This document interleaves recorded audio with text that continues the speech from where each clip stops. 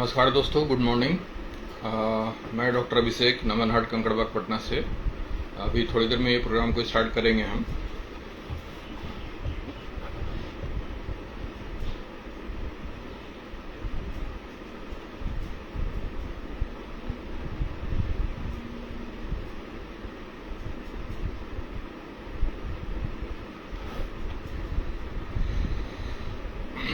जैसा कि आपको पता है दोस्तों कि हम हर रविवार दोपहर 12 बजे इस फेसबुक लाइव सेशन को करते हैं और इसमें जो भी इम्पोर्टेंट टॉपिक्स हैं हार्ट से रिलेटेड, हार्ट की बीमारियों से रिलेटेड या जो कॉमन समाज में ज़रूरत की चीज़ें हैं, हार्ट से रिलेटेड जो ज़रूरत की बातें हैं उसको बताते हैं और उस जो भी आपका सवाल होता है उसका जवाब देने की कोशिश करते हैं।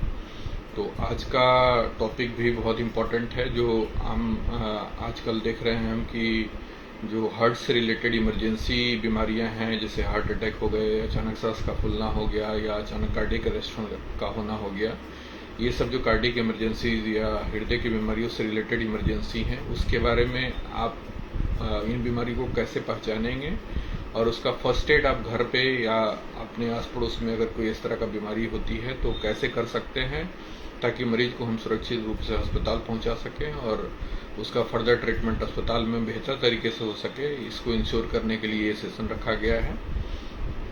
जो मुख्यतः 2-3 इमरजेंसीज हैं उसके बारे में मैं डील करूंगा। ये 2 सेशन में होगा। ये थोड़े मतलब चूंकि टॉपिक्स बहुत बड़े हैं तो उसको मैं एक ग्रॉसली आपको एक आइडिया देने की कोशिश करूंगा, ताकि फर्स्ट एड में आप जो भी कर सकते हैं मरीज के लिए वो कर सकें और मरीज को जब हम अस्पताल पहुंचाते हैं तो उसके फर्स्ट एड से जो हेल्प मिलती है हमें, उससे मरीज को भी बहुत फ़ायदा होता है, उसके ट्रीटमेंट में बहुत फ़ायदा होता है। तो थोड़ी देर में ये प्रोग्राम को हम स्टार्ट करेंगे।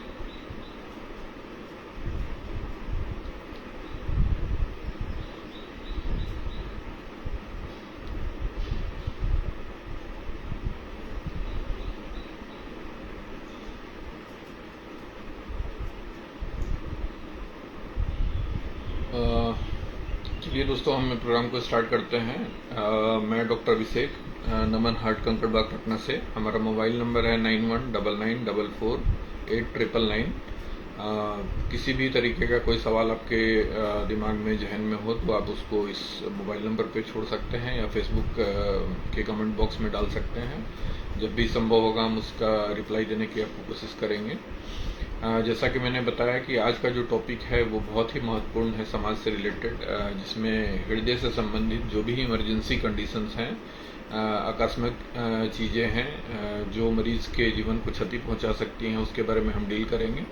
और इसमें मुख्यतः 3 बीमारियों को हम डील करेंगे। और जैसा कि मैंने इस सेशन का जो शीर्षक या टॉपिक रखा है, टाइटल रखा है, वो है एक्ट फास्ट सेव लाइफ। मतलब जितनी जल्दी आप एक्ट करेंगे, काम करेंगे पेशेंट के फर्स्ट एड के रूप में, उतना ज़्यादा मरीज को फ़ायदा होगा, उतनी ज़्यादा जिंदगी बच सकती है। तो इसीलिए फेसबुक लाइव सेशन का टाइटल मैंने रखा है एक्ट फास्ट सेव लाइफ। कहने का मतलब हुआ तुरंत और जल्दी कार्रवाई करें अगर सिम्टम को आपने पहचाना है तो, और जीवन को आप बचा सकते हैं।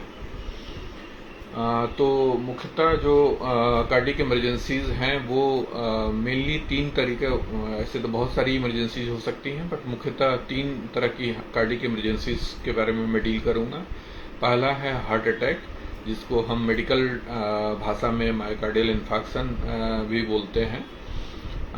दूसरा होता है एक्यूट लेफ्ट वेंट्रिकुलर फेलियर, या साथ में उसके एक एसोसिएटेड टर्म हम यूज़ करते हैं पल्मोनरी एडीमा। कहने का मतलब कि हार्ट की जो बाएं तरफ की पंपिंग है वो पहले से कम है और किसी कारण से अचानक से उसकी पंपिंग और ज़्यादा कम हो गई और वो ब्लड प्रॉपरली पंप नहीं कर पा रहा है और आपके लंग्स में पानी इकट्ठा होके जो सांस फूलने की प्रक्रिया होती है, तो जो पंपिंग की कमी हुई उसको हम लोग बोलते हैं एक्यूट लेफ्ट वेंट्रिकुलर फेलियर, जो हार्ट के बाएं तरफ के चैम्बर की पंपिंग की कमी को बोलते हैं। और जो उसके कारण लंग्स में पानी इकट्ठा होता है, फेफड़े में पानी इकट्ठा होता है, उसको हम लोग बोलते हैं पल्मोनरी एडीमा। ये अपने आप में एक बहुत ही इमरजेंसी कंडीशन है और इमीडिएटली अगर पेशेंट को इंटरवीन मीन्स कुछ फर्स्ट एड नहीं प्रोवाइड किया गया तो पेशेंट की जान भी जा सकती है और कितनी बार हॉस्पिटल पहुंचने से पहले जीवन की क्षति हो जाती है। तो आप फर्स्ट एड के रूप में इसको ट्रीट कर सकते हैं। और तीसरा है जो आजकल हम लोग कॉमनली देख रहे हैं, परसों भी एक जो एक्टर थी शेफाली जरीवाल एक्ट्रेस थी, उनकी सडन डिमाइस हुई, मोस्ट लाइकली कार्डियक अरेस्ट है, पोस्टमार्टम की रिपोर्ट अभी वेटेड है। तो कार्डियक अरेस्ट तीसरी कार्डियक इमरजेंसी है। तो इन तीनों के बारे में मैं डील करूंगा। आज हम मेनली फोकस्ड रहेंगे हार्ट अटैक के ट्रीटमेंट पे। हार्ट अटैक के बारे में टोटल डिटेल में मैंने पहले भी एक सेशन कर रखा था। आज का सेशन बेसिकली फर्स्ट एड के लिए ही फोकस्ड होगा। बेसिक आइडिया दिया जाएगा कि हार्ट अटैक क्यों होता है, हार्ट की धमनियाँ कैसी होती हैं और हार्ट अटैक में हम क्या क्या फर्स्ट एड प्रोवाइड कर सकते हैं पेशेंट को। तो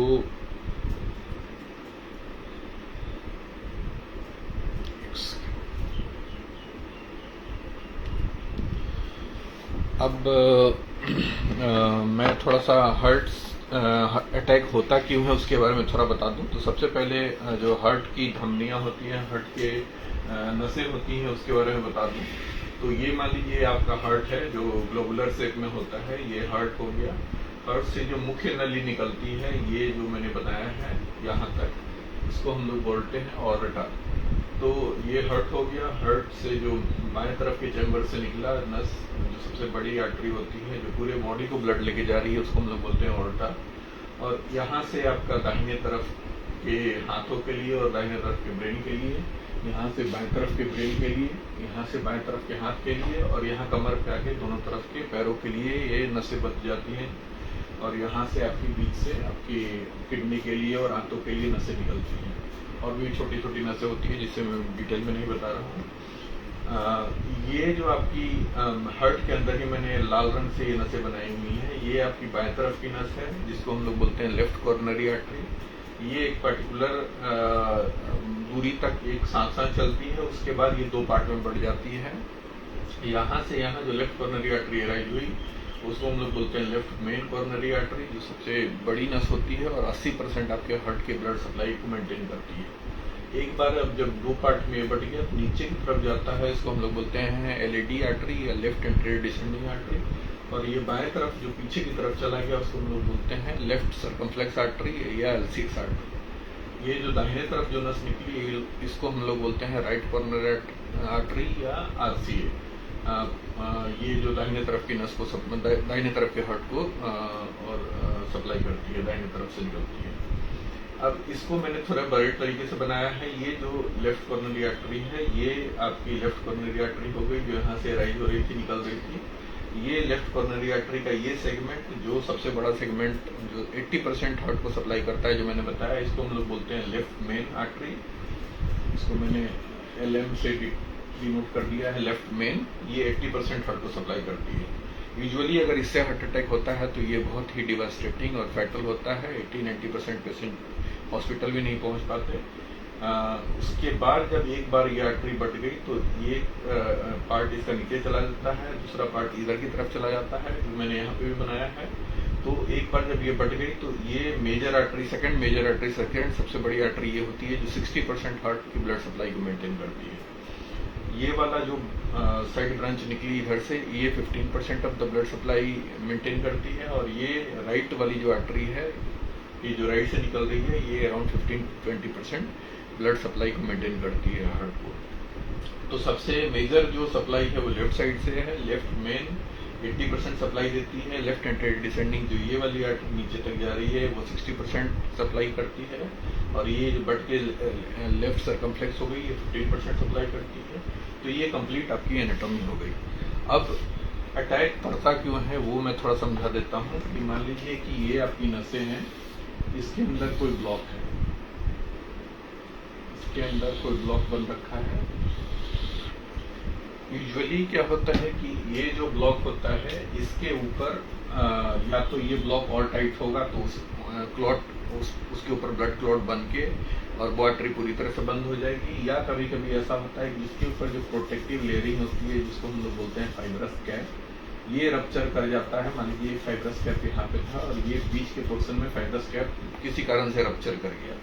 तो यहाँ पे क्या होता है कि ब्लड सर्कुलेशन जो अंदर जो आपको सर्कुलेट कर रहा था, ये अंदर के कोलेस्ट्रॉल के कांटेक्ट में आता है और यहाँ पे ये क्लॉट फॉर्म करके आर्टरी पूरी तरह से ये बंद हो जाती है। इसी के कारण ये हार्ट अटैक होता है, या तो पूरी तरह से बंद हो जाएगी या ऑलमोस्ट बंद होने के करीब हो जाएगी। तो उससे क्या होता है कि नीचे की आपकी ब्लड सप्लाई, आगे की ब्लड सप्लाई, मान लीजिए यहाँ पे क्लॉट अगर बन गया और ये आर्टरी पूरी तरह से बंद हो गई तो नीचे की ब्लड सप्लाई पूरी तरह से बंद हो जाएगी और उस कंडीशन को हम लोग हार्ट अटैक या मायोकार्डियल इन्फार्क्शन बोलते हैं। तो इसको सिंपल लैंग्वेज में मैं समझाऊं कि अगर सपोज कीजिए एक टमाटर को अगर हम ले लें, टमाटर का ऊपर का छिलका आपने देखा होगा कि कितना पतला होता है, उसको हम लोग फाइब्रस कैप की तरह समझ सकते हैं। किसी कारण से अगर ऊपर का छिलका अगर वो रगड़ के फट जाए तो अंदर का जो टमाटर का सरफेस होता है वो एक्सपोज हो जाता है और आप देखते हैं कि उस पर छोटे छोटे कीटाणु ऊपर मंडराते रहते हैं। तो उस तरह से हम समझ सकते हैं कि प्लाक जो अंदर ब्लॉक है वो टमाटर के अंदर का जो सॉफ्ट पार्ट है वो प्लाक है, उसके ऊपर जो टमाटर के ऊपर की लेयरिंग है वो फाइब्रस कैप या फाइब्रस टिश्यू है जिसको उसने प्रोटेक्ट कर रखा है ब्लड के कांटेक्ट में आने से। जैसे ही किसी कारण से वो ऊपर का जो प्लाक के ऊपर का फाइब्रस कैप या टमाटर के ऊपर का सरफेस वो किसी कारण से स्क्रैच हुआ या रप्चर हुआ या इरोजन जिसको हम लोग बोलते हैं वो फट गया, तो अंदर का जो कोलेस्ट्रॉल का पार्ट है बॉडी का, जैसे टमाटर के अंदर का सॉफ्ट पार्ट है, वो एक्सपोज हो जाता है बाहर के एनवायरनमेंट से, मतलब ब्लड के एनवायरनमेंट से, और टमाटर में बाहर के एयर के एनवायरनमेंट से। तो जैसे कीटाणु छोटे छोटे आके वहाँ पे ऊपर मंडराने लगते हैं, उसी तरह से प्लेटलेट्स वहाँ पे अचानक से वहाँ से माइग्रेट करता है ब्लड की तरफ से और वहाँ पे जाके एक्यूमुलेट होना शुरू कर जाता है और एक फिर विशियस साइकिल बनता है जिसमें प्लेटलेट्स एक्टिवेट होते हैं, वहाँ पे क्लॉट बनता है और आर्टरी पूरी तरह से धीरे धीरे बंद हो जाती है और हार्ट अटैक का फेनोमेना होता है। तो इसमें सबसे हम फर्स्ट एड की बात क्यों करते हैं, क्योंकि जब हार्ट अटैक होता है तो इसमें हर सेकंड हर मिनट बहुत ही कीमती होता है कि जितनी ज़्यादा आपके मिनट्स बीतेंगे उतने ज़्यादा आपके हार्ट के मसल्स को डैमेज होगा। इसको हम लोग कॉमन बोल चाल की भाषा में मेडिकल साइंस में हम बोलते भी हैं कि मिनट्स मीन्स मसल, मतलब हर मिनट की क्षति के साथ, देरी के साथ आपके हार्ट की मसल को डैमेज पहुंच रहा है और एक पर्टिकुलर लेवल के बाद अगर 12 घंटे तक पर्टिकुलर जो इंटरवेंशन या ट्रीटमेंट रिक्वायर्ड है वो नहीं हुआ तो उस पार्ट का परमानेंट डैमेज हो जाएगा और वो फिर आप किसी भी तरह की ट्रीटमेंट प्रोवाइड कर लें, चाहे एंजियोग्राफी, एंजियोप्लास्टी या बाईपास के फॉर्म में, वो पार्ट जो परमानेंटली डैमेज हो गया वो किसी भी तरीके से रिकवर नहीं हो सकता। इसलिए शुरू के कुछ घंटे ही बहुत इंपॉर्टेंट हैं, शुरुआती फर्स्ट एड इम्पॉर्टेंट है और उसके बाद जब हॉस्पिटल पहुंचते हैं तो कितनी तेजी से आपका काम किया गया है, एंजियोग्राफी या जरूरत हुई तो एंजियोप्लास्टी या बाईपास, जो भी जरूरत है वो कितनी तेजी से और कितनी जल्दी किया गया है, ये बहुत इंपॉर्टेंट हो जाता है। तो सबसे पहले तो इम्पोर्टेंट है कि हम कैसे पहचानें कि हार्ट अटैक है किसी पेशेंट को। तो एक सिंपल मैं बात बार बार बोलता हूँ कि अगर ऐसा कोई सिम्टम नाभि से लेके जबड़े के आसपास तक आपने फील किया है, फील कर रहे हैं जो आपने कभी अपनी ज़िंदगी में उस तरह का फील नहीं किया हो, चाहे चेस्ट के हेवीनेस के फॉर्म में हो, भारीपन के फॉर्म में हो, सीने के आसपास, पेट के आसपास, जबड़े के आसपास दर्द के फॉर्म में हो, अचानक तेजी से सांस लेने के फॉर्म में हो जो कभी आपने महसूस नहीं किया, चक्कर और बेहोशी के फॉर्म में हो, तो इस तरह से पसीना, उल्टी, बहुत सारी चीज़ें हो सकती हैं। तो इस तरह के सिम्टम्स अगर आपको हो रहे हैं तो ये मान के अगर आप चलते हैं कि आपको हार्ट के सिम्टम है और इमीडिएट मेडिकल एडवाइस लेते हैं तो ये आपके लिए बहुत ही बेनिफिशियल हो सकता है। हो सकता है कि ये जो भी सिम्टम आपको दिख रहे हैं वो किसी और कारण से हो, बट बाकी जो भी कारण होते हैं उनसे बहुत ज़्यादा रिस्क नहीं होता है। रिस्क मेनली जो होता है वो हार्ट की बीमारियों से ही होता है। इसलिए जो भी इस तरह के सिम्टम जो आपने पहले कभी फील नहीं किए हो और वो नाभि से लेके जबड़े तक के बीच में हो रहा हो तो उसको आप सीरियसली लें, हार्ट का ही समझ के उसको इवेलुएट करवाएं। अगर नहीं निकली तो बहुत अच्छी बात है, अगर निकली तो आप प्रॉम्प्ट ट्रीटमेंट, अर्ली ट्रीटमेंट करवा सकते हैं और आप किसी भी तरह के डैमेज से या जीवन की क्षति से बच सकते हैं। तो सिम्टम्स जैसे मैंने बताया कि आपको परेशानी क्या क्या हो सकती है कि सीने के आसपास जो है आपके सीने में दबाव लगेगा, पेट के आसपास दबाव लगेगा, भारीपन, दर्द होगा और दर्द ये पीछे पीठ की तरफ, बाएं तरफ के हाथ की तरफ या ऊपर जबड़े और गले की तरफ जा सकता है। ये दर्द यूजुअली अगर हार्ट का होता है तो चलने पे बढ़ता है और जब आप बैठ जाते हैं तो आराम हो सकता है। लेकिन एक बार ध्यान देने की ज़रूरत है कि जब आपको हार्ट अटैक है तो आपका दर्द वो बैठे बैठे ही हो रहा होगा। उसमें आप जितना आप अपने आप को रेस्ट में और रख सकते हैं उतना बेहतर होगा आपके लिए। उस समय चलने की कोशिश ना करें। अगर पेशेंट को स्टेबल एंजाइना होता है जिसमें पेशेंट चलता है तो उसको सीने में दर्द होता है, बैठ जाता है, रुक जाता है तो उसको सीने में दर्द से आराम हो जाता है, वो एक वार्निंग साइन होता है कि हाँ पेशेंट को ब्लॉक की प्रॉब्लम है। और पहले उसी तरह का सिम्टम अटैक के पहले अगर पेशेंट ने रेस्ट में ही फील किया है, बैठे बैठे ही फील किया है और वो 5-10 मिनट होकर ठीक हो जाता है, तो वो एक्चुअली वार्निंग साइन होता है कि बहुत नियर फ्यूचर में आपके बहुत जल्दी ही हो सकता है कि आपको हार्ट का अटैक पड़ जाए या हृदयघात हो जाए। तो इस तरह के जो भी सिम्टम होते हैं, जैसे चलने में सीने का भारी होना, दर्द का होना, बैठे बैठे सीने में दर्द का होना या भारी हो जाना, ये सारे सिम्टम आपके सजेस्ट करते हैं कि हृदय में ब्लॉक है और इमीडिएट आप मेडिकल अटेंशन लें। और मान लीजिए कि आपने सिम्टम को इग्नोर किया है या पहले कभी कोई इस तरह के सिम्टम नहीं रहे और अचानक से आपके सीने में दर्द हो गया, तो उस तरह के सिम्टम को आप सीरियसली लें, हार्ट की तरफ से मान के लें और जो भी मैं आगे ट्रीटमेंट फर्स्ट एड के फॉर्म में बताऊंगा उसको लें और इमीडिएट मेडिकल अटेंशन आप सीख करें और वहाँ पे जाके ECG, इको और ब्लड के कुछ टेस्ट होते हैं, ट्रोपोनिन T वगैरह करवाएं और उसको जो भी ट्रीटमेंट डॉक्टर बताते हैं वो आप फॉलो करें। तो सबसे प्रमुख बात जो फर्स्ट एड के फॉर्म में आता है कि अक्सर ये होता है कि इस तरह की सिचुएशन होती है और हम हार्ट का प्रॉब्लम सोचते हैं तो सबसे ज़्यादा हम एज ए पेशेंट या as a family relative panic करने लगते हैं। तो पैनिक करने से उसका समस्या जो भी है आपके पास है उसका समाधान नहीं हो सकता है। आप पैनिक से बचें और अपने मेंटल स्टेट को काम और कूल रखते हुए डिसीजन लें। तो सबसे पहला काम करना है कि जो भी आपके आसपास का इमरजेंसी नंबर है, चाहे एम्बुलेंस का नंबर है, चाहे जो पुलिस कंट्रोल रूम का जो आपका डायल 112 का नंबर है, उसका आप हेल्प ले सकते हैं, उनको डायल करें और वो डेफिनेटली आपको हेल्प करेंगे। और इसमें एक चीज़ देखा जाता है कि पेशेंट को सिम्टम होते रहते हैं और वो खुद से ड्राइव करके कहीं और जाने की कोशिश करते हैं, तो ऐसा बिल्कुल ना करें। आप अपने रिलेटिव्स का हेल्प लें, एम्बुलेंस को कॉल करें और खुद ड्राइव करने की खुद ड्राइव करने से यूजुअली बचें, क्योंकि ये आपको पेशेंट कितना भी स्टेबल लगता है हमें, जब हार्ट अटैक में पेशेंट होता है तो अचानक उसको क्या कंडीशन हो जाएगी वो हम भी प्रेडिक्ट नहीं कर पाते बीइंग ए मेडिकल प्रोफेशनल। और आप तो कॉमन आदमी हैं तो आपको ये चीज़ें समझ नहीं आती हैं, तो इसलिए बेटर है कि आप खुद से वाहन के ड्राइविंग से बचें और किसी अपने नेबर का, पास पड़ोस की किसी का हेल्प लें, उनके साथ आप ट्रैवल करके जाएं।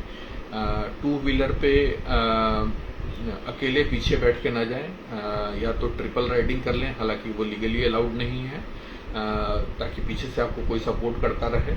बट डेफिनेटली अगर आप बीमार होंगे तो पुलिस भी इस बात को समझेगी। और अगर संभव है तो 4 व्हीलर का इस्तेमाल करें और आप खुद ड्राइव करके नहीं जाने के बदले आप एज ए को ड्राइवर या पीछे के पैसेंजर सीट पे बैठ सकते हैं। अपने आप को शांत रखें और क्लियरली बात करें। जो भी बता सकते हैं अपने सिम्टम वो अपने आसपास के लोगों को या रिलेटिव्स को बताएं।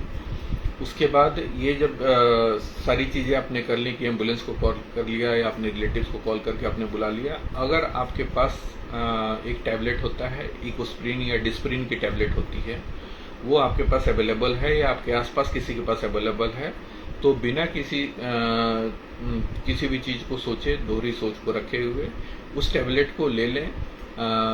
300 मिलीग्राम का इकोस्प्रिन का टैबलेट, चाहे 75 मिलीग्राम का 4 टैबलेट हो या 150 मिलीग्राम का 2 टैबलेट हो, उसको आप ले लें। या डिस्प्रिन का एक टैबलेट आता है 325 मिलीग्राम का, उसको आप ले लें। तो बहुत हद तक वो फर्स्ट एड का काम करता है। जैसे मैंने बताया कि इसके ऊपर ये क्लॉट बनता है, जब ब्लॉक होता है, ब्लॉक के ऊपर क्लॉट बन के हार्ट अटैक होता है। तो इस क्लॉट बनने की प्रोसेस को वो धीमा करता है या रोक देता है जब हम इकोस्प्रिन टैबलेट लेते हैं। और 300 या 325 मिलीग्राम इसलिए कि जब हम 75 मिलीग्राम की टैबलेट लेते हैं तो उसको एक्शन करने में, उसको असर करने में लगभग 3 से 4 घंटे, 6 घंटे तक लग सकते हैं। जब हम हाई डोज में लेते हैं तो उसका असर आधे ही घंटे में शुरू हो जाता है। तो ये जो क्लॉट बन रहा है, उनका थक्का बन रहा है नस के अंदर, जिससे आपको हार्ट अटैक हो रहा है, उसको वो डिजॉल्व कितनी बार कर देता है और आपके हार्ट अटैक को वो अबॉर्ट कर देता है या वो हार्ट अटैक को रोक देता है, या बहुत हद तक आपके उसके हार्ट अटैक के प्रोसेस को, प्रोग्रेशन को, बढ़ने की रफ्तार को कंट्रोल कर देता है। यूजुअली जो भी टैबलेट इकोस्प्रिन के होते हैं वो हमने बार बार सुना होगा इस चीज़ को कि इकोस्प्रिन की टैबलेट आपकी पेट की गैस बनाती है, अल्सर करा सकती है। तो वो ऊपर से कोटेड टैबलेट होते हैं जिसको हम लोग बोलते हैं इंट्री कोटेड। इंट्री कोटेड जो भी टैबलेट होता है वो आपके असर करने में टाइम लेता है, क्योंकि वो जाएगा, वो अंदर पेट के अंदर घुलेगा, फिर धीरे धीरे ब्लड में एब्जॉर्प्शन होगा। तो यूजुअली हम एडवाइस देते हैं कि जब भी इस तरह के सिम्टम हो जिसमें हार्ट अटैक आपको लग रहा हो और उसके लिए आप इकोस्प्रिन ले रहे हैं, तो उसको टैबलेट को निगले नहीं, उसको टैबलेट को लें और चबाकर उसको खा जाएं, ताकि वो जो कोटिंग है उसकी खत्म हो जाए और इमिडिएटली वो ब्लड में एब्जॉर्प्शन उसकी शुरू हो जाए और उसका असर भी ब्लड में जाने के बाद क्लॉट को डिजॉल्व करने में शुरू हो जाए। तो एक तो टैबलेट हो गई इकोस्प्रिन 300 मिलीग्राम, या डिस्प्रिन की टैबलेट 325 मिलीग्राम की। दूसरा एक टैबलेट हो सकता है क्लोपिडोग्रिल का, हम लोग ले सकते हैं अगर अवेलेबल है तो। वो भी हमें अगर हार्ट अटैक का शक है, कन्फर्म है, तो हम भी देते हैं, और आपको शक है तो आप ले सकते हैं उस चीज़ को। 300 मिलीग्राम की टैबलेट, अगर 75 मिलीग्राम की टैबलेट है तो 4 टैबलेट, 150 मिलीग्राम की टैबलेट है तो 2 टैबलेट आप क्लोपिडोग्रिल की ले सकते हैं। और तीसरा एक स्टेटिन आता है, एट्रोवास्टेटिन के नाम से हम लोग जानते हैं, वो बहुत सारी नामों से मार्केट में मिल सकता है। उसका 80 मिलीग्राम का टैबलेट आप ले सकते हैं, एक साथ लेना है इसको।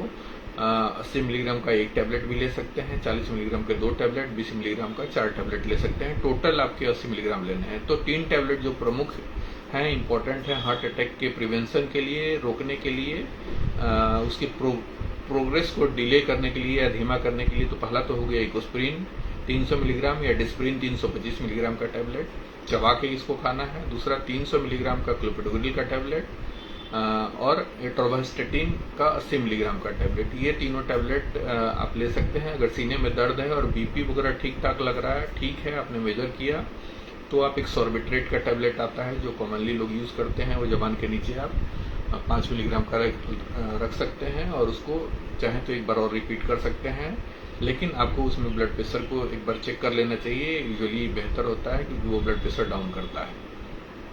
उसके बाद मरीज को बिल्कुल काम डाउन रखें, रिलैक्स रखें, लूज कपड़े पहना के रखें, उनको चलने से बहुत ज़्यादा मोबिलाइजेशन से रोकें। अगर मरीज एजिटेटेड है पेन से तो उनको रिलैक्स करने की कोशिश करें दवाइयों देकर, और कुछ भी खाने पीने के लिए न दें, क्योंकि यूजुअली हार्ट अटैक में ये होता है कि जो जैसे मैंने बताया कि पेशेंट बहुत स्टेबल दिखता है, बट अचानक से उसकी कंडीशन की सीरियसनेस कभी भी बढ़ सकती है, और कभी कभी अचानक से वेंटिलेटर तक की नौबत आ जाती है, या कभी कभी जो आपके जो वेंटिलेटर पे डालने के लिए हम ट्यूब डालने की कोशिश करते हैं, अगर खाने की चीज़ें हैं तो तुरंत आपने खाना खाया है, तो अगर वॉमिटिंग होती है तो उसमें हमें इंट्यूबेशन या ट्यूब डालने में दिक्कत होती है। दूसरा कि जब उल्टी हुई तो वो फेफड़े की नली में भी जा सकती है, सांस की नली में जा सकती है, फेफड़े का इन्फेक्शन करवा सकता है, जिसको हम लोग एस्पिरेशन निमोनिया बोलते हैं।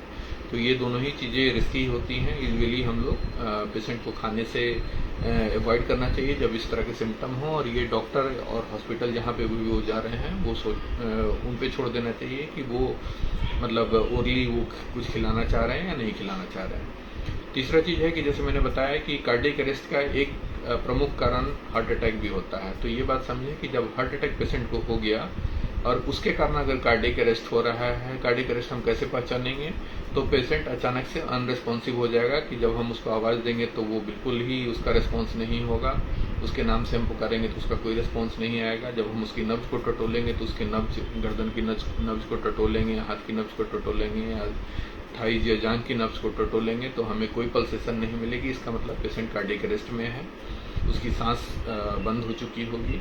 तो उस तरह के पेशेंट में आप कोई भी मेडिसिन आप ट्राई नहीं कर सकते। पहला और फोरमोस्ट चीज़ जो करनी है कि आप इमीडिएटली हेल्प के लिए आप कॉल करें किसी को, चाहे आपके आसपास से कोई गुजर रहा हो, या एम्बुलेंस सर्विस वालों को कॉल करें, और जब तक आपको हेल्प पहुंचती नहीं है तब तक इमीडिएटली आप CPR शुरू कर दें। CPR पे मैंने एक सेपरेट सेशन पहले भी किया था, आगे भी उसको रिपीट करूंगा। CPR का मतलब होता है कार्डियोपल्मोनरी रिसर्सिटेशन, मतलब कार्डियक मीन्स हार्ट का रिसर्सिटेशन, पल्मोनरी मीन्स लंग का रिसर्सिटेशन, और दोनों का कंबाइंड इफेक्ट हम लोग बोलते हैं CPR, कार्डियोपल्मोनरी रिसर्सिटेशन। अगर आप ट्रेंड हैं सीपीआर करने में तो आप चेस्ट हार्ट के साथ साथ रेस्पिरेशन को भी मेंटेन कर सकते हैं। आप सीने को ये पंजे को रख के ऊपर से फिंगर को लॉक करके और इस पार्ट से चेस्ट के ऊपर आपको कंप्रेशन देना होता है। वो सीपीआर मैंने डिटेल में मैं आगे बताऊंगा। तो उसको करना होता है। इसमें क्या है कि अगर आप ट्रेंड नहीं है तो आप सिर्फ चेस्ट कंप्रेशन को ही कंटिन्यूअस जारी रखें जब तक आपके पास हेल्प नहीं आ जाए या जब तक पेशेंट हॉस्पिटल नहीं पहुंच जाए। अगर आप ट्रेंड हैं और आप पॉसिबल हो और कर सकते हैं तो हर 30 चेस्ट कंप्रेशन के बाद 2 माउथ टू माउथ मुंह से आप ब्रीदिंग करें उसको पेशेंट को। तो उससे क्या है कि उसकी रेस्पिरेशन भी मेंटेन रहेगी, थोड़ा ऑक्सीजन भी ब्लड में मेंटेन रहेगा और सीपीआर मोर इफेक्टिव होगा। लेकिन अगर आप रेस्पिरेशन नहीं कर पा रहे हैं तो सिर्फ चेस्ट कंप्रेशन को भी कंटिन्यू कर सकते हैं। तो ये बहुत इंपॉर्टेंट है और सबसे इम्पोर्टेंट है कि आप हेल्प मांगें, हेल्प लें आसपास के लोगों का या एम्बुलेंस सर्विसेज का, और जैसे ही वो पहुंचती हैं कंबाइंड एक एफर्ट के साथ सीपीआर करते हुए पेशेंट को नियरेस्ट आप हॉस्पिटल में पहुंचा सकते हैं। दूसरा है कि अगर ऐसे सिचुएशन में है जहां एक डिवाइस होती है ऑटोमेटेड एक्सटर्नल डिफिब्रिलेटर, जो एक डिवाइस होती है जो एक्सटर्नल शॉक देती है, बिजली का झटका देती है अगर हृदय गति कार्डियक अरेस्ट के कारण रुक गई है तो उस तरह के पेशेंट्स में एईडी का इस्तेमाल अगर पॉसिबल हो तो कर सकते हैं। जैसे सपोज कीजिए आप एयरपोर्ट पे हैं और एईडी डिवाइस अवेलेबल है, रेलवे स्टेशन पे हैं एईडी डिवाइस अवेलेबल है, मॉल्स में है एईडी डिवाइस अवेलेबल है, तो आप उसका इस्तेमाल कर सकते हैं। वो 2 पैचेज होते हैं, उसको आप चेस्ट के ऊपर जैसे उसका निशान बनाया है वैसे चिपका दें और जो भी उसके प्रॉम्प्ट्स आते हैं, जो भी सारा वो करता है कि हाँ आप ये बटन दबाएं, वो करें, आप उसको फॉलो करते रहें। थोड़ा बहुत भी आप ट्रेंड हैं as layman, as a common man, तो आप उसको डेफिनेटली ऑपरेट कर सकते हैं और आपके मरीज की ज़िंदगी बचाने में वो बहुत ही मददगार साबित हो सकती है। सीपीआर, चेस्ट कंप्रेशन और माउथ टू माउथ ब्रीदिंग के अलावा एईडी डिवाइस भी बहुत हेल्पफुल होती है। आजकल ड्रोन का ज़माना भी है, तो बहुत सारे कंट्रीज में, इवन मेट्रोज में भी आजकल ड्रोन के थ्रू जो इमीडिएट हेल्प होता है एईडी के फॉर्म में वो तो पहुँचा दिया जाता है। और पैरामेडिक्स जब तक पहुँचते हैं तब तक जो लोकल पर्सन वहाँ पे अटेंड कर रहे हैं वो एईडी का भी इस्तेमाल कर सकते हैं। और जो भी मदद पहुँचती है तब तक आप सीपीआर को कंटिन्यू रखें। इसके बाद जब आप इमरजेंसी में पहुंचते हैं हॉस्पिटल के, या इमरजेंसी की टीम आपके पास एम्बुलेंस लेके पहुंचती है, तो इमरजेंसी की टीम को हर एक बात की जानकारी दें कि पहले से क्या दवाई चल रही थी, सिम्टम्स पेशेंट की क्या हुई, कब से सिम्टम थी और लक्षण क्या क्या शुरू से हुए, ये सारी चीज़ें बताएं। और सबसे प्रमुख बात कि जब आप हॉस्पिटल पहुंचते हैं तो जो भी ट्रीटमेंट आपको डॉक्टर बताते हैं, जिस तरह के भी ट्रीटमेंट डॉक्टर बताते हैं, एक बात को समझें कि जो भी डॉक्टर आपको ट्रीटमेंट बता रहे हैं वो आपके मरीज के फायदे के लिए है। उसमें डेफिनेटली आप कोई हेजिटेशन या कोई कंफ्यूजन नहीं रखें, क्योंकि मैंने एक वर्ड यूज़ किया, मिनट्स मीन्स मसल। अगर आप 5 मिनट देरी करते हैं तो समझिए कि 5 से 10% आप रिस्क एडिशनल कैरी कर रहे हैं हार्ट अटैक का। मसल्स आपकी डैमेज होती जा रही हैं और जो पार्ट डैमेज हो गई वो आप रिकवर नहीं कर सकते। इसलिए आप फुल ट्रस्ट जहाँ पे भी हॉस्पिटल में है वहाँ पे आप जाएं और वहीं पे आपको जो भी डॉक्टर एडवाइस करते हैं वहाँ पे जो भी एंजियोग्राफी अगर वो बोलते हैं तो एंजियोग्राफी इमीडिएटली आप तैयार हों। और उसके बाद जो भी ट्रीटमेंट आपको डॉक्टर बताते हैं, इरिस्पेक्टिव ऑफ की मतलब आप क्या सोच रहे हैं उसके बारे में, डॉक्टर पे फुल फेथ रखते हुए उसका कॉन्सेंट दें। क्योंकि ज़्यादा सोचने से क्या होता है, एक समय की बर्बादी होती है और जितना समय बर्बाद होता है हार्ट की मसल्स को उतनी क्षति पहुंचती है और जो पार्ट क्षति हो गई, जो पार्ट डैमेज हो गया वो रिकवर नहीं कर सकती, जो मैंने बार बार बताया है। अब जो जानता है आम पब्लिक है उसके लिए क्या क्या सुझाव मैं दे सकता हूं, तो एक तो है कि जो भी सिम्टम आपके होते हैं जिसका मैंने जिक्र किया पहले, उसको भी किसी भी कंडीशन में आप नज़रअंदाज न करें। और ये जो भी आप ये वीडियो है इसको आप जो भी अपने रिलेटिव्स हैं, नेबर्स हैं, उनको स्प्रेड करें ताकि वो सिम्टम्स को पहचान सकें और जो भी फर्स्ट एड ट्रीटमेंट आप घर पे प्रोवाइड कर सकते हैं वो करें। सीपीआर की ट्रेनिंग की जानकारी, बेसिक जानकारी जरूर रखें। ये डिफरेंट प्लेटफॉर्म्स पे आपको ट्रेनिंग दी जाती है, यूट्यूब पे भी बहुत सारे वीडियोज आपको मिल जाएंगे, तो पार्शियल एक ट्रेनिंग जरूर लेके रखें। या पार्शियल जानकारी, कुछ जानकारी सीपीआर के बारे में ज़रूर लेके रखें, ताकि अगर आपको ज़रूरत पड़ती है मदद की अपने घर में, पास पड़ोस में, गांव में या शहर में, तो आप मददगार साबित हो सकें। उस समय आप एक रियल हीरो की तरह सामने आ पाएँ और पेशेंट की जीवन क्षति से आप उसको बचा सकें। एक एडवाइस मैंने पहले भी दिया था कि आप घर में हैं या मान लीजिए एक गांव है तो गांव का जो पंचायत भवन है उसके अंदर में जो रजिस्टर्ड मेडिकल प्रैक्टिशनर हर गांव में होते हैं उनके पास में एक हार्ट अटैक की किट होनी चाहिए, जिसमें जो मैंने 3 दवाइयां बताई, इकोस्प्रिन 300 मिलीग्राम या डिस्प्रिन का 325 मिलीग्राम, क्लोपिडोग्रिल का 300 मिलीग्राम या और एट्रोवास्टेटिन का 380 मिलीग्राम का टैबलेट, आप तीनों का एक किट, कंबाइंड किट बना के रखें। उसका सबका मतलब परचेज डेट और एक्सपायरी डेट आप लिख के रखें, और जैसे ही किसी को इस तरह की सिम्टम आती हैं वो किट में से आप टैबलेट निकाल के उस पेशेंट को खिलाएं। और जो पॉसिबल हेल्प हो सकता है पेशेंट के ट्रांजिट में, चाहे एम्बुलेंस के थ्रू हो, चाहे अपने पर्सनल व्हीकल के थ्रू हो, आप उसको हॉस्पिटल पहुंचाएं और जो डॉक्टर एडवाइस करते हैं उसको आप फॉलो करें। तो बहुत सारे पेशेंट्स की हम जिंदगी को बचा सकते हैं। और हार्ट अटैक से कभी कभी ऐसा होता है कि हार्ट अटैक से जिंदगी की क्षति नहीं होती है, लेकिन आपके लेट डिसीजन के कारण, लेट ट्रीटमेंट के कारण हार्ट का एक मेजर पार्ट डैमेज हो जाता है। जैसे अगर मान लीजिए कि एग्जांपल बताऊं कि अगर इस वाले आर्टरी से अटैक हो गई तो आपके जो हार्ट की नॉर्मल पंपिंग 60% जिसको हम बोलते हैं, अगर इस वाली आर्टरी से पूरी तरह से अगर डैमेज हो गया, आपके डिलेड रिस्पॉन्स के कारण, डिलेड डिसीजन के कारण, देर से ट्रीटमेंट के कारण, तो हार्ट का, जैसे मैंने बताया कि 60% ब्लड ये सप्लाई करता है हार्ट को, तो उतना ही परसेंट हार्ट की पंपिंग लगभग आधे से ज़्यादा कम हो जाएगी। तो हार्ट की पंपिंग जब इस वाली नस से अटैक पड़ती है तो 60 से गिर के 25-30%, 35% तक गिर जाती है, और वो हमेशा के लिए वो फिर 35% हो जाती है। और उसका नतीजा ये होता है कि पेशेंट को आगे चल के बार बार ये प्रॉब्लम होती है कि वो उसकी टोटल पानी की इंटेक की रिस्ट्रिक्शन हो जाती है, वो पानी ज़्यादा नहीं ले सकता, सांस फूलने की प्रॉब्लम बड़ी बराबर बनी रहती है, 7-8 तरह की दवाइयाँ उसको लाइफ लॉन्ग लेनी पड़ती हैं। तो ये सारे चीज़ों से बचा जा सकता है अगर आप अर्ली ट्रीटमेंट लेते हैं और अर्ली डिसीजन लेते हैं, अगर डॉक्टर आपको एंजियोग्राफी या एंजियोप्लास्टी के लिए एडवाइस करते हैं। एंजियोग्राफी मैंने पहले डील किया है, आगे भी इसको डील करूंगा। एंजियोग्राफी ये दाहिने हाथ की नस से हम लोग जाके, और ये ग्रीन कलर का मैंने लाइन बनाया है, इसके थ्रू जाते हैं ट्यूब लेते हुए, और इस वाली नस को चेक करके फिर वापस आ जाते हैं। इससे अगर संभव नहीं हो पाया तो बाएं वाली हाथ की नस से जा सकते हैं, और नहीं संभव हो पाया तो इस वाले पैर की नस से, फीमोरल आर्टरी की नस से दाहिने तरफ या बाएं तरफ ये फीमोरल आर्टरी की नस से होते हुए आपको एंजियोग्राफी हम लोग कर सकते हैं। तो ये कुल मिला के आपका फर्स्ट एड ट्रीटमेंट था हार्ट अटैक का। हार्ट अटैक को कैसे पहचाने और हार्ट अटैक के फर्स्ट एड ट्रीटमेंट क्या हो सकती है, ये एक समरी पेज है आपका, जो मेडिसिन हम ले सकते हैं। पहला टैबलेट है डिस्प्रिन का, 325 मिलीग्राम का टैबलेट है। ये सिंगल टैबलेट आपको लेना है। ये यूजुअली कोटेड टैबलेट नहीं होता, बट फिर भी आप इसको, टू अवॉइड एनी कंफ्यूजन, आप इसको चबा के ही खाएं तो ज़्यादा अच्छा रहेगा।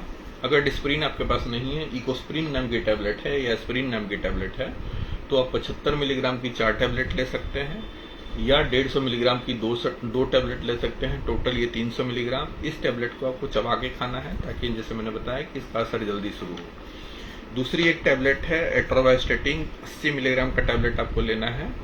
ये 80 मिलीग्राम का एक टैबलेट ले सकते हैं, 40 मिलीग्राम का 2 टैबलेट आप ले सकते हैं, या 20 मिलीग्राम का 4 टैबलेट आप ले सकते हैं। टोटल 80 मिलीग्राम का टैबलेट लेना है। आप 80 नहीं लेना चाहें तो 40 भी ले सकते हैं, बट ये ले लेना बेहतर होता है कंपेयर टू ये टैबलेट नहीं लेने के। तीसरी टैबलेट है क्लोपिडोग्रिल की। जैसे मैंने बताया, आपको 300 मिलीग्राम का टोटल टैबलेट लेना है। 300 मिलीग्राम आप 75 मिलीग्राम की 4 टैबलेट के फॉर्म में ले सकते हैं, या 150 मिलीग्राम की 2 टैबलेट के फॉर्म में ले सकते हैं। और अगर आपके सीने में बहुत ज़्यादा तेज दर्द है और आपका बीपी परमिट करता है, 110-120 से ऊपर की बीपी है, और आपके सीने में तेज दर्द हो रहा है, तो दर्द को कम करने के लिए सॉर्बिट्रेट या आइसोडिल की टैबलेट आती है, उसको 5 मिलीग्राम का जीभ के नीचे आप डाल सकते हैं। इससे कुछ राहत होती है। इसको चाहें तो आप 10-15 मिनट बाद रिपीट कर सकते हैं, बशर्ते कि आपका बीपी ठीक हो, क्योंकि इससे बीपी डाउन होने का एक रिस्क रहता है। तो ये सारी चीज़ों को ध्यान में रखते हुए आपको इसका इस्तेमाल करना है। और नियरेस्ट जो भी हॉस्पिटल है, जरूरी नहीं कि आप कार्डियक सेंटर पहुंचे, नियरेस्ट हॉस्पिटल जाएं, वहाँ पे कुछ इंजेक्शन के फॉर्म में भी आपको फर्स्ट एड प्रोवाइड किया जाता है, और इंजेक्शन के फॉर्म में ट्रीटमेंट प्रोवाइड करने के बाद आपको रेफर किया जा सकता है किसी हायर सेंटर पे, जहाँ पे कि एंजियोग्राफी एंजियोप्लास्टी की सुविधा उपलब्ध हो, और जो भी डॉक्टर बताते हैं उसको इमीडिएटली आप फॉलो करें without any confusion, with full trust on the doctor who is attending the patient. कि समय इसमें बहुत इंपॉर्टेंट है। आप समय की बर्बादी करेंगे तो समय आपके हार्ट के मसल्स को डैमेज पहुंचाएगा, और फिर उसकी रिकवरी किसी भी कीमत पे संभव नहीं हो पाएगी। तो ये टोटल हमारा सेशन था हार्ट अटैक के प्रिवेंशन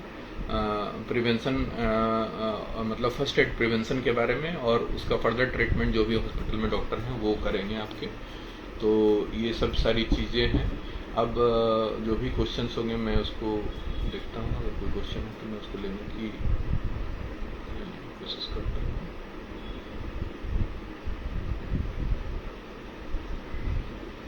आई थिंक कोई क्वेश्चन नहीं है, तो आगे अगर आपके कोई क्वेश्चन होते हैं, आपके जहन में आता है, तो आप उसको कमेंट बॉक्स में आप डाल सकते हैं। मैं भरसक उसको रिप्लाई करने की कोशिश करूँगा।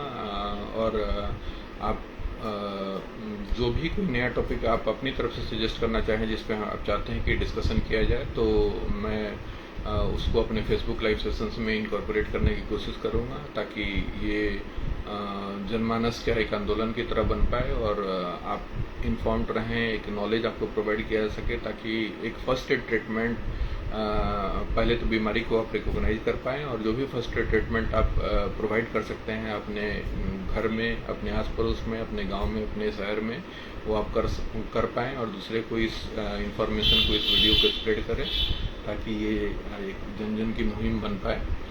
तो इसी के साथ इस सेशन को हम यहीं विराम देते हैं। मैं डॉक्टर अभिषेक, नमनहट कंकड़बाग पटना से। मोबाइल नंबर हमारा है 9199448999।